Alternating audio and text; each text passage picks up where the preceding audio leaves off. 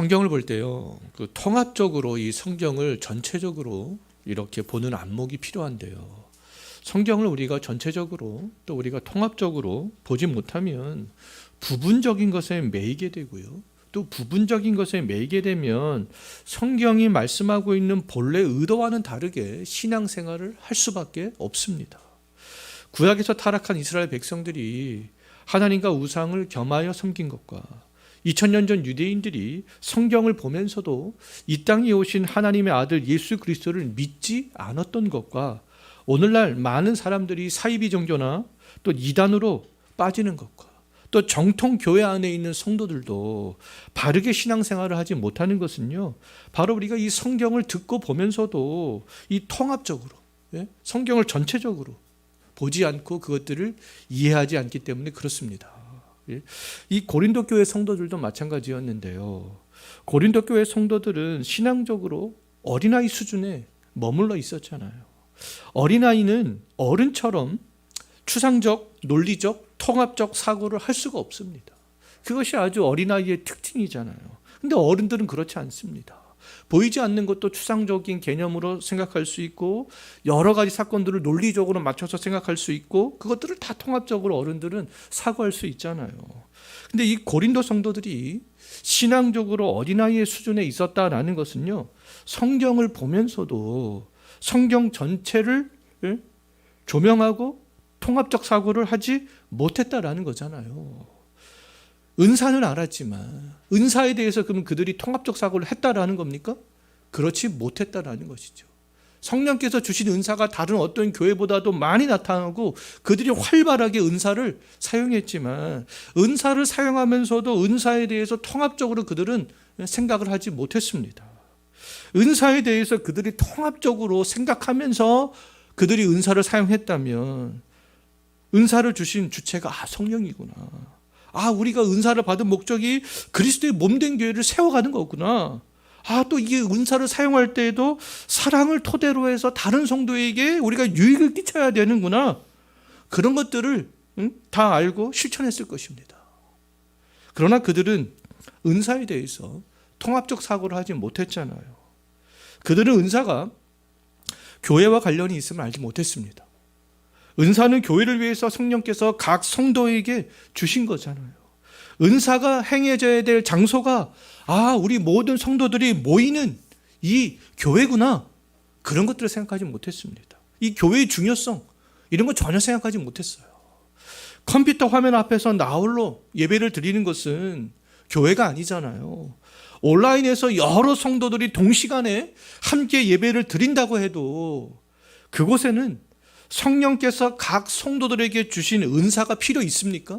필요가 없어요. 은사를 행할 수 있겠습니까? 은사를 행할 수도 없습니다.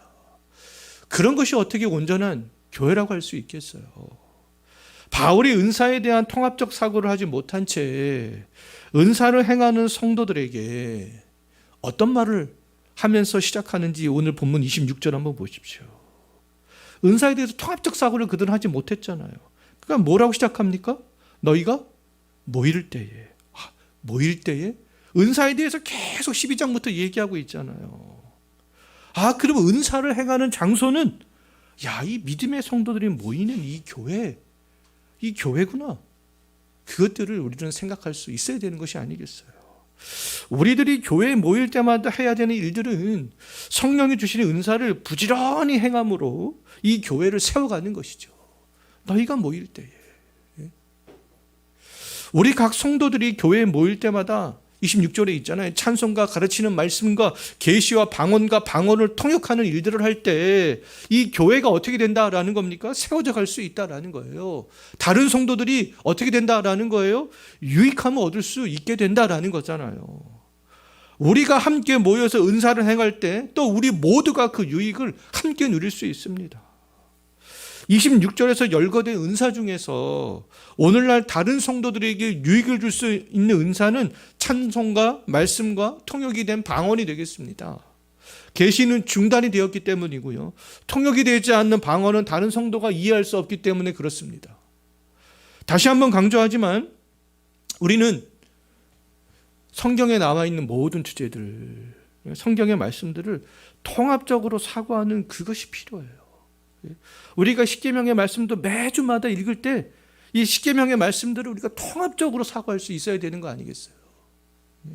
소율이 문답 배웠던 것도 마찬가지죠. 그것도 우리가 통합적으로 사고를 할 수가 있어야 되는 것이 아니겠어요? 은사에 대해서도 마찬가지입니다. 통합적인 사고를 할 수가 있어야 되는 것이죠. 은사를 행하는 장소는 교회구나. 은사를 주시는 주체는 성령이구나. 성령이 은사를 주시는 목적은 바로 그리스도의 이 몸된 교회를 세우고 다른 성도를 유익하게 하기 위함이구나. 각 성도들이 모두 은사를 사용하는 그런 토대는 사랑이구나, 사랑. 방언보다는 예언이 십자가와 부활을 증거하는 가장 확실한 표적이구나. 이런 통합적인 사고를 하면서 은사를 사용해야 되는 것이 아니겠어요? 은사에 대한 진리가 이 고린도 성도들처럼 파편처럼 흩어져 있어서는 안 돼요. 우리 모두가 은사에 대해서 통합적인 사고를 하면서 이 은사를 행할 때 우리가 행하는 이 은사들이 다른 성도에게 그리고 성도들이 모인 교회에게 비로소 그때 유익이 될 수 있습니다. 우리는 고린도전서 이 12장부터 지금까지 은사를 주시는 주체와 은사의 목적과 은사의 토대와 표적으로서의 은사의 가치에 대해서 생각해 봤잖아요. 자, 이제 우리가 마지막으로 생각해야 될 것이 하나 남았습니다. 은사에 대해서요. 이게 방점을 찍는 건데요. 이것도 역시 통합적인 사고를 하는 것 항목에 포함되는 거 아니겠어요? 바로 은사를 사용할 때 질서에 대한 문제입니다. 질서에 대한 거. 은사를 사용해야 될 장소가 교회라는 것도 알고, 은사를 주시는 주체가 성령이라는 것도 알고, 은사를 주시는 목적이 이 교회를 위하는 것도 알고, 은사를 행할 때 이 사랑이 토대가 되어라는 것도 알고, 예언의 은사보다는 방언의 은사가 더 가치가 있는 은사라는 것도 안다 할지라도요, 이 모든 것들을 다 알고 있다 할지라도 하나님이 정하신 그 질서대로 은사를 행하지 않으면 교회의 유익이 된다라는 거예요? 안 된다라는 거예요? 안 된다라는 겁니다. 하나님이 정하신 질서대로 하는 것이 중요하다라는 거예요. 어떤 분들은 은사를 자기 마음대로 사용합니다. 특권의식을 가지고. 특별한 은혜를 받았다라고 생각하는 사람일수록 더 그러한 경향들이 있잖아요. 그러나 우리는 은사를요, 내 감정이 시키는 대로 또는 특권의식을 가지고 사용해서는 안 되는 거 아니겠어요? 은사를 사용하는 기준이 너무나 명확합니다. 특히 이 방언과 예언의 은사를 사용할 때 그렇습니다. 교회 안에 있는 어떤 누구라도 하나님이 정하신 이 질서를 따라서 은사를 행해야 되는 거 아니겠어요? 자기가 특권의식을 가지고 하나님이 정하신 질서의 범위를 넘어서서 한다면 오히려 그것은 교회를 세우고 다른 성도에게 유익이 되지 못합니다. 교회를 약화시키고 붕괴시키는 일들밖에 되지 않는 거잖아요. 지금 고린도 성도들이 그랬잖아요. 하나님은 속성상 무질서를 싫어하시고 질서를 좋아하시는 분이다. 오늘 33절 한번 보십시오. 그렇게 말씀하고 있잖아요. 하나님은 어떤 분이라고 말씀하고 있어요? 무질서의 하나님이 아니라 화평의 하나님이다. 질서 가운데 평화로운 것들을 좋아하시는 분이다. 그렇게 말씀하고 있습니다. 교회의 특징, 시장의 특징 다르잖아요. 시장에 있는 상인들은 물건을 팔기 위해서 최선을 다해야 됩니다. 그릇 파는 사람, 옷 파는 사람, 건어물 파는 사람, 이런 사람들은 당연히 목청을 높여서 자기 물건을 팔아야 되잖아요. 동시다발적으로 여기저기서 그런 소리들이 들려와야 시장의 기능으로서 제 역할을 하는 거 아니겠어요? 그러나 교회는 그렇지 않다는 거죠. 여기서도 방언하고 저기서도 방언하고 다른 곳에서도 방언하고 막 그래서는 안 된다는 겁니다. 예언하는 사람들도 마찬가지죠. 동시다발적으로 한꺼번에 막 성경 말씀들을 여기서 얘기하고 저기서 얘기하고 그래서는 안 된다는 거예요. 하나님이 은사를 행하는 방언의 은사, 예언의 은사를 행하는 성도들에게 원하시는 것은 무엇이라는 겁니까? 질서 있게 하는 거.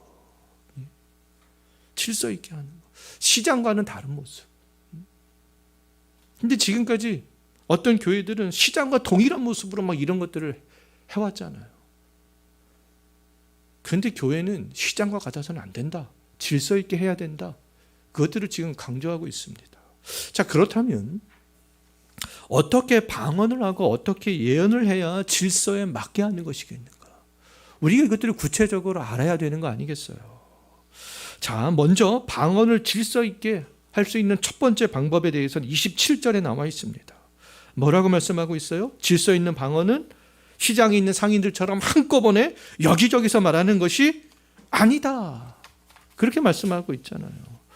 여러 사람이 한꺼번에 방언을 하는 것은 시장에서 물건을 파는 상인의 모습과 다를 바가 없는 것이 아니겠어요. 시장처럼 교회가 변해버리는 것이죠. 근데 교회는 시장과 다르잖아요. 시장의 상인들은 한꺼번에 다양한 소리를 말해야 되는 것이지만 교회에서는 오직 한 목소리만 나와야 된다라는 겁니다. 하나의 목소리. 방언하는 사람들이 동시에 목청을 높여서는 안 된다라는 거잖아요. 공적인 예배로 모일 때 방언을 할 수 있는 최대 인원은 몇 명이라고 또 말씀하고 있습니까? 2명 내지 3명이다. 거기에 50명이 방언을 할 수 있는 성도가 있다 할지라도, 뭐 수백 명이 방언을 할 수 있는 성도가 있다 할지라도 최대 인원은 그 공적인 예배로 모일 때 몇 명 제한하고 있습니까? 2-3명. 뭐 돌아가면서 매주마다 하든지 매 예배시마다 하든지 돌아가면서 해야 되는 방법을 사용해야 되는 거 아니겠어요? 또 2-3명이 딱 인원 제한을 두고 있잖아요. 2-3명이 할 수 있지만 또 인원 제한을 두고 있습니다. 한 번에 같이 할 수는 없다. 동시에 할 수는 없다. 차례를 정해서 해야 된다. 순서를 정해서. 한 사람이 방언을 하면 다른 한 사람은 통역을 하는 방식으로 그렇게 해야지. 3명이 한꺼번에 해서는 안 된다 라는 거잖아요. 자, 방언을 할 때 또 두 번째 질서에 대해서 28절에 한번 보십시오. 뭐라고 말씀하고 있습니까? 만약 통역하는 사람이 없다면 교회에서 공적인 예배로 모일 때 방언을 하지 말아라. 방언을 할 수 있는 사람이 1000명이 있다 할지라도 그 중에 통역하는 사람이 없다면 이 공적인으로 모일 때 방언해서는 안 된다라는 겁니다. 통역된 방언만이 왜요? 다른 성도들이 이해할 수 있기 때문에 그렇잖아요. 이해할 수 있는 그런 말씀만이 다른 성도에게 유익이 될 수 있기 때문에 그렇습니다. 그럼 방언을 하고 싶다면 성령께서 나에게 방언을 주셨습니다. 그럼 방언을 하고 싶다면 어떻게 해야 되겠습니까? 아무도 없을 때 열심히 하면 되는 거 아니겠어요? 개인 기도할 때 열심히 하면 되는 거 아니겠습니까? 만약 방언을 공식적인 예배의 자리에서 하기를 원한다면 반드시 전제 조건이 있었잖아요. 무엇이에요? 통역하는 사람이 있어야 된다는 겁니다. 자, 그렇다면 한 가지를 더 확장해서 공식적인 교회 예배나 기도회가 끝난 이후에 그럼 개인적으로 기도할 때는 방언을 해야 되는가 말아야 되는가? 저는 개인적으로 어떤 우리가 공식적으로 모였잖아요. 공식적으로 모인 다음에 이제 개인 기도 시간을 할 때 그때는 저는 개인적으로 방언을 할 수 있다라고 봅니다.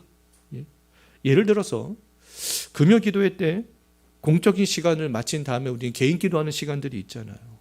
그때는 저는 방언으로 기도하거나 방언으로 찬송을 해도 무방하다 이렇게 생각을 합니다. 개인 기도 시간에 방언을 어떻게 해야 된다라고 성경에 명확하게 나와 있지는 않지만 저는 금요 기도회나 새벽 기도회 이 개인 기도 시간에 방언을 해도 괜찮지 않겠는가 그렇게 생각이 돼요. 하지만 여기도 전제 조건이 있습니다. 다른 사람의 기도를 방해하지 않는 선에서 작은 소리로 하는 거죠. 만약 작은 소리로 하는 나의 방언이 또 다른 주변에 있는 성도들에게 방해가 된다면 하지 않는 것이 맞습니다. 그냥 혼자 있을 때 하는 것이 맞는 거죠. 하지 말아야 되는 이유는 너무너무 분명합니다. 왜요? 은사의 목적을 생각해 보면 하지 말아야 되는 것이죠. 은사의 목적이 뭐였습니까? 다른 성도의 유익이잖아요. 유익. 근데 내가 이렇게 방언하는 것이 다른 성도에게 유익이 되지 않고 방해가 된다. 그럼 하지 않는 것이 맞는 것이죠. 과거 우리 교회에 몇 번 오셨던 분이 있어요. 그분은 어느 날 갑자기 자기가 다른 교회에 가서 방언을 받았다고 하면서 새벽 개인 기도 시간에요. 막 방언을 하기 시작했습니다. 근데 그분이 말하는 방언은요, 아무 의미 없는 소리를 반복하는 거였어요. 뭐 롤롤롤, 랄랄랄, 예? 이런 소리를 반복하면서 그분은 자기가 그 소리가 방언이다, 예. 이렇게 생각했습니다. 주변에 있는 사람들은 예, 뭐 롤롤롤 랄랄랄 소리들을 들어야 되는 거 아니겠어요? 근데 과연 저도 막 그때 생각하니까 웃음이 나와서 예. 근데 그분은 너무 진지했습니다. 자기가 다른 교회 가가지고 그 방언을 받아왔다는 거예요. 예. 근데 우리가 이것도 통합적 사고를 해야 될 필요가 있잖아요. 과연 그러한 소리가 자기 안에 있는 영으로 하나님께 말하는 소리가 될 수 있겠는가?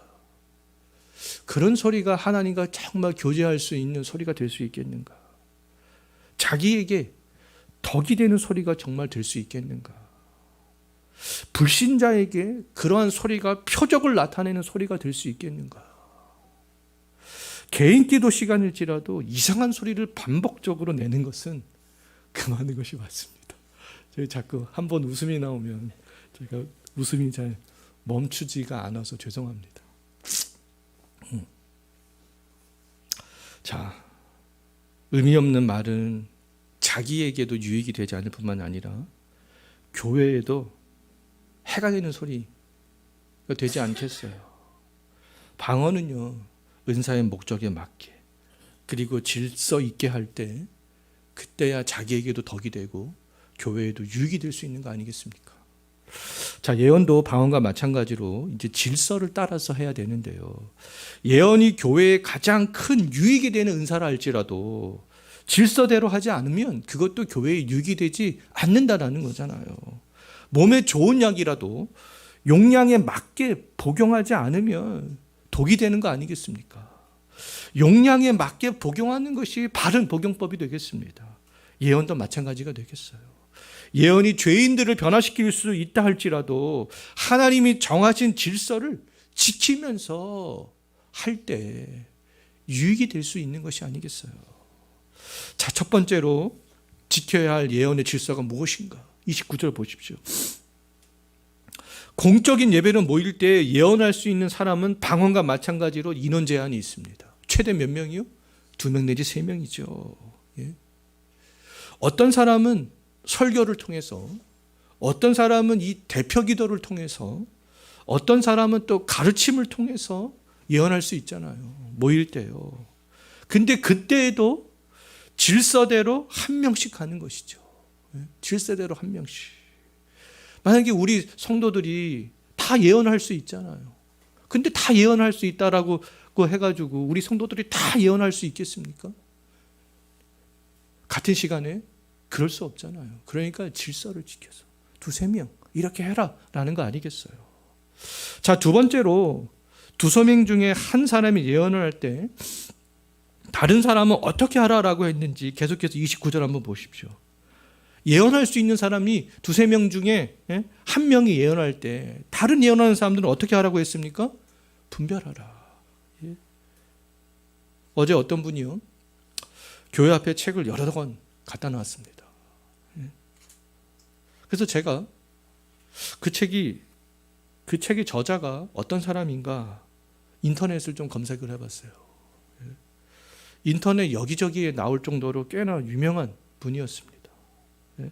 세상에서도 그의 이력을 보니까 정말 엘리트 코스를 밟은 사람이었습니다. 또 미국에서는 또 신학교회까지 받았던 사람이었어요. 그러나 그분의 주장 대부분은 뭐였냐 하면 천국과 지옥에 대한 주관적인 경험들이었습니다. 또 2단, 10위까지 있는 그런 사람이었어요. 그러한 분의 이야기가 그런데 많은 사람에게 영향을 주는 것은 무엇 때문이겠습니까? 말씀을 분별할 수 있는 위치에 있는 사람들이 분별하지 않기 때문에 그런 것이 아니겠어요?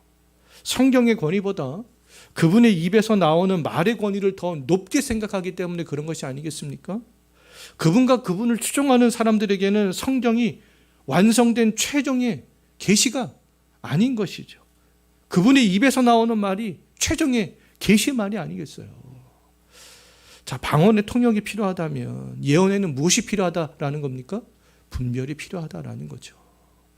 교회에서 행해지는 모든 설교와 기도와 가르침이 이 구약 성경과 일치하는가? 또 예수님의 말씀과 일치하는가? 신약 성경을 기록한 바울을 비롯한 사도들의 말과 일치하는가? 교회에서 2000년 동안 해석이 되어져 온 말씀과 일치하는가?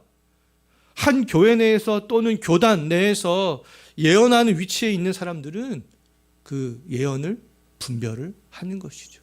정말 일치하는가? 성경과 일치하는가? 예? 오늘날에는 계시의 말씀이 임하지 않잖아요.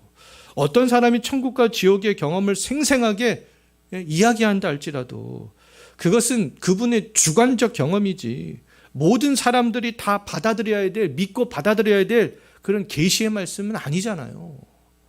천국과 지옥에 대한 이야기를 생생한다 할지라도 그 이야기를 하는 현장을 정말 뜨겁게 만든다 할지라도 그것이 성경과 일치하는지 분별해야 되는 거 아니겠어요? 내가 예언할 수 있는 위치에 있다면, 예언할 수 있다면 그것을 분별해야 되는 것이죠. 오늘날 계시와 예언은 성경이잖아요. 예언이라고 할 때는 항상 완성된 성경 계시를 생각해야 됩니다. 자, 세 번째로 30절 한번 보십시오. 계시가 임하면 먼저 계시의 말씀을 하던 사람들은 어떻게 하라고 했습니까? 잠잠하라, 잠잠하라. 예. 바울 시대에는요, 성경이 완성되기 전이었기 때문에 계시가 임했습니다. 성령께서는 계시를 동시에 여러 사람에게도 주실 수 있잖아요. 하지만 계시를 사람들이 행하는 방식은 동시다발적으로 하는 것이 아니라 한 사람씩. 동시다발적으로 여러 사람이 계시의 말씀을 증거하면 또 다른 사람들은 그것들을 들을 수 없기 때문에 그렇습니다. 알아들을 수 없는 계시는 성도에게 덕이 되지 않잖아요. 계시의 말씀이 임한다 할지라도 계시를 할 수 있는 사람들은 또 계시를 받을 수 있는 사람들은 뭐 해야 되는 겁니까? 분별해야 되는 것이죠. 그 계시가 사도 바울이 가르쳐준 그 말씀과 일치하는가? 분별해야 되는 거 아니겠어요? 사도 바울이 가르쳐준 말씀과 그 당시 고린도 성도들이 뭐 계시라고 받은 말씀이 일치하지 않는다면 그 계시는 어떤 계시밖에 될 수 없어요? 거짓된 계시밖에는 될 수 없는 것이 아니겠습니까? 자, 예언의 목적은 너무나 분명합니다. 예언의 목적 31절 한번 보십시오. 그렇기 때문에 이 예언도 질서에 따라서 행해야 될 필요가 있는 것이 아니겠어요. 예언의 목적은 모든 사람으로 진리를 배우게 하는 것이다. 그리고 또 진리의 말씀으로 권면하는 것이다. 이것이 예언의 목적이다. 이 한 명씩 예언을 할 때 이 예언의 목적이 잘 드러날 수 있잖아요. 진리를 배울 수 있고 권면을 받을 수 있고 한 명씩 예언할 때요. 좀 전에 말씀드렸듯이 오늘날 많은 사람들이 이 천국과 지옥의 경험 이야기에 막 빠지고 성경보다도 그 사람이 입에서 나오는 그 말들을 더 신뢰하고 또 이단에 빠지고 사이비 종교에 빠지는 것은 잘못 해석한 예언을 듣고 배우고 권면을 받았기 때문에 그런 것이 아니겠어요? 분별하지 못했기 때문에 그런 것이 아니겠습니까? 예언을 듣는 사람들의 위치에 우리가 있다면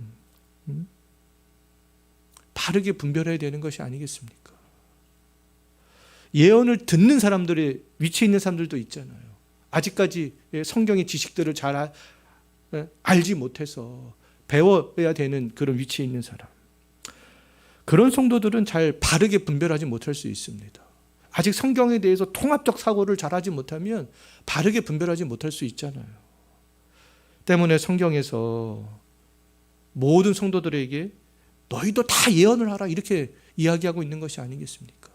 통합적 사고를 할 수 있을 정도로 성경 지식을 갖고 분별하고 할 수 있을 정도로 예언을 하라라는 거 아니겠어요?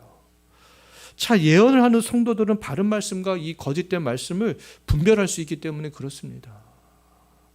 잘못된 예언을 제재할 수 있는 사람들을 누구라고 했는지 32절 한번 보십시오. 어떤 사람이 막 예언을 하는데 사도 바울이 가르쳐준 말씀과 일치하지 않습니다. 성경의 말씀과 일치하지 않아요. 교회사 2000년 동안 흘러내려온 성경 해석과 일치하지 않습니다.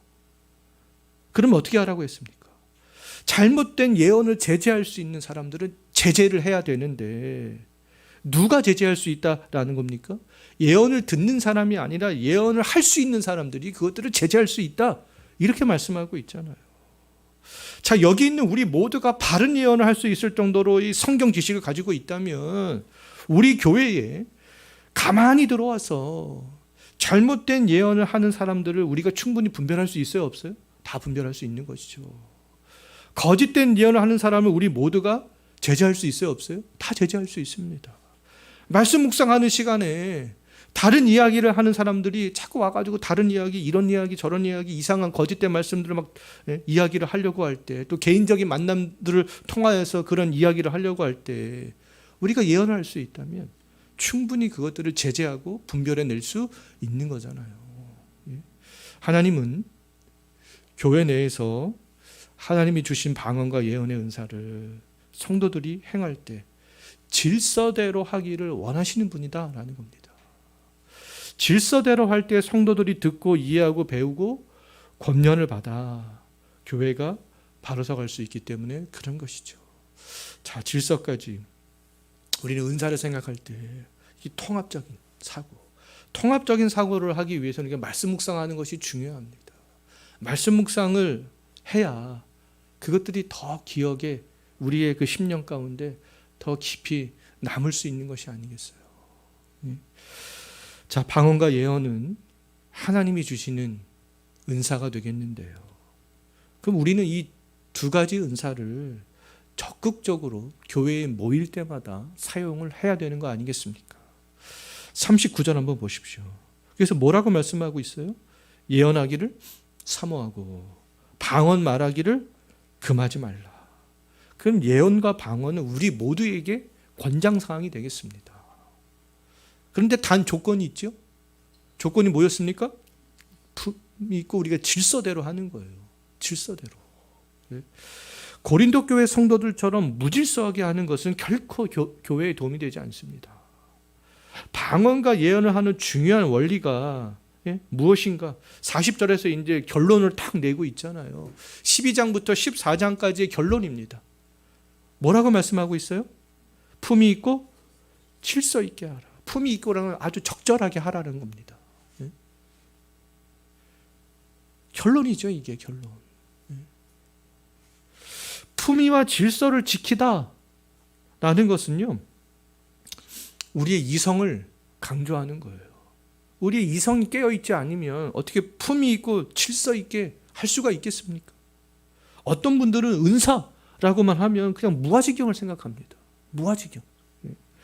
신접한 사람들이 이성을 잊어버린 채 종교의식에 심취해 있는 모습들을 생각하는 경향이 지금도 많이 있어요.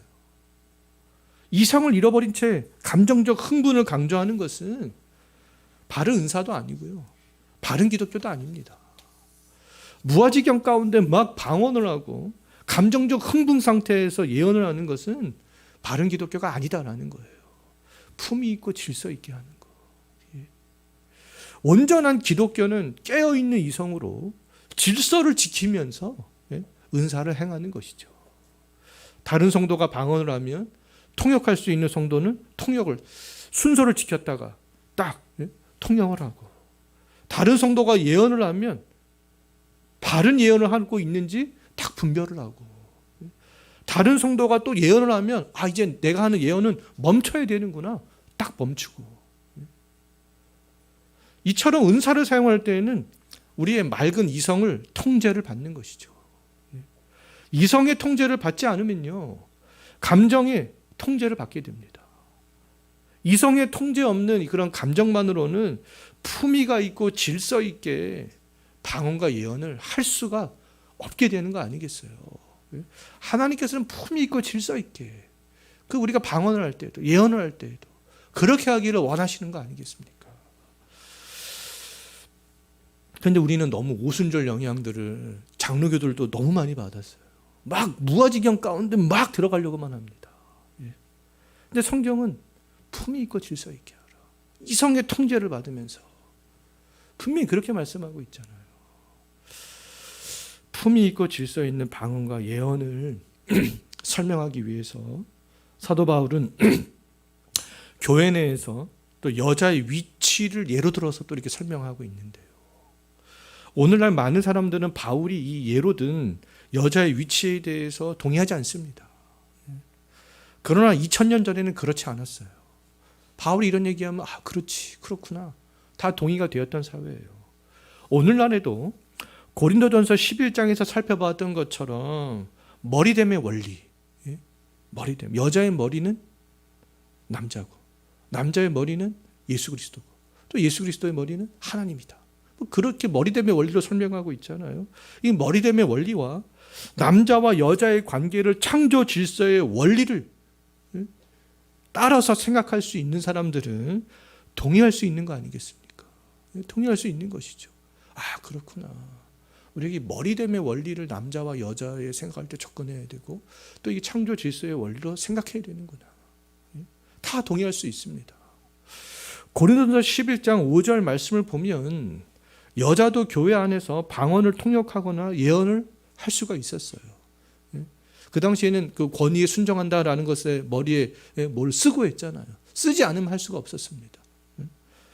남자의 권위 아래서 그 한다라는 것들을 상징적으로 보여주는 거잖아요. 남성이 여성의 통역이나 예언을 허락하지 않으면 근데 여성은 할 수가 없습니다.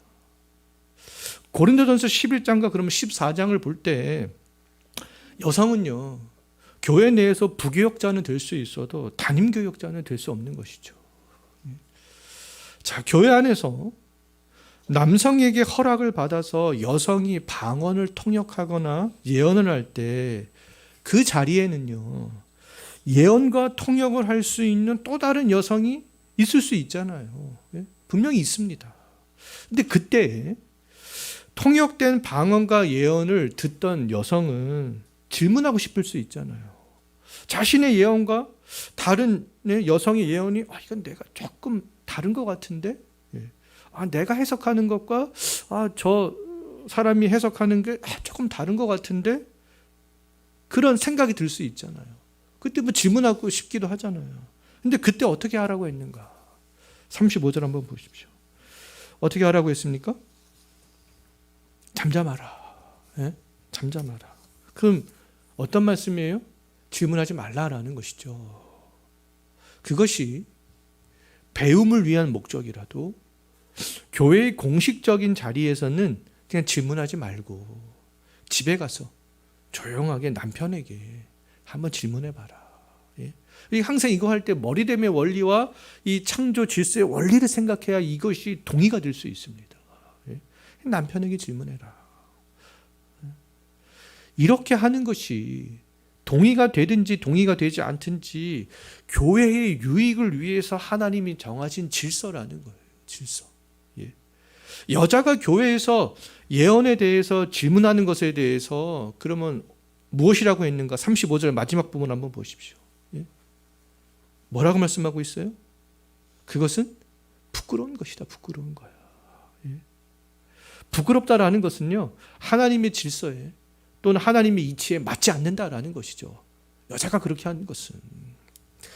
여성이 교회의 공식적인 자리에서 지켜야 될 질서는 예언에 대해서 질문하는 것이 아니에요. 공식적인 자리에서 그렇게 예언에 대해서 질문하는 것은 부끄러운 일이다라는 것이죠. 이치에 맞지 않는 것이다. 집에 가서 남편에게 묻는 것이 질서를 지키는 것이다. 오늘날 남편이 믿지 않으면 개인적으로 목사에게 묻는 것이 질서를 지키는 것이 아니겠어요. 여자들이 교회에서 예언에 대해서 그러면 막 부끄러움을 무릅쓰고 막 이야기하고 질문하는 것은 36절 말씀을 보면요, 그것은 잘난 척하는 거야. 잘난 척. 굉장히 교만한 거야. 그렇게 말씀하고 있어요.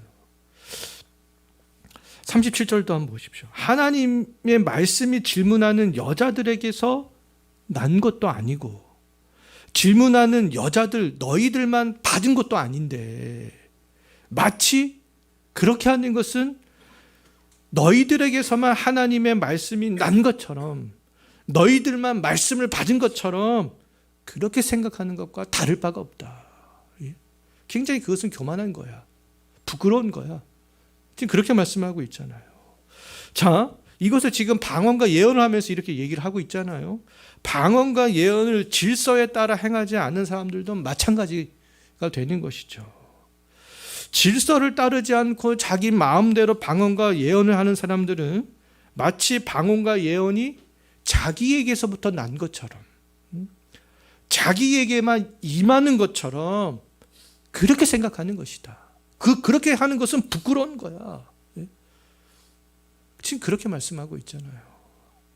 방언과 예언을 질서에 따라 하지 않고 자기 멋대로 하는 것은요, 부끄러운 겁니다. 방언이 마치 자기가 줄 수 있는 것처럼. 예전에 막 보면 부흥사들 중에 그런 사람들이 상당히 많았습니다. 뭐 은사를 자기가 주는 것처럼. 그런데 그것은 굉장히 부끄러운 거다. 부끄러운 거야. 방언과 예언을 할 때 하나님이 원하시는 것은 품이 있고 질서 있게 하는 거예요. 품이 있고 질서 있게. 이것을 우리가 잘 기억했으면 좋겠습니다. 이제 말씀을 정리하고 마치겠는데요. 우리는 은사를 생각할 때 흩어져 있는 파편처럼 생각하지 말고 은사를 통합적으로 12장부터 14장까지 은사에 대해서 뭐라고 얘기했나, 통합적으로 생각을 해야 되는 것이죠. 우리 모두가 통합적으로 생각하고 이 은사를 실행할 때 우리가 행하는 그런 은사들이 그때야 비로소 다른 성도에게는 유익이 되고 교회에도 덕이 될 수 있다라는 거잖아요. 교회의 유익은 곧 교회의 일원인 나에게도 유익이다. 그것들을 우리가 기억하셨으면 좋겠습니다. 기도하겠습니다.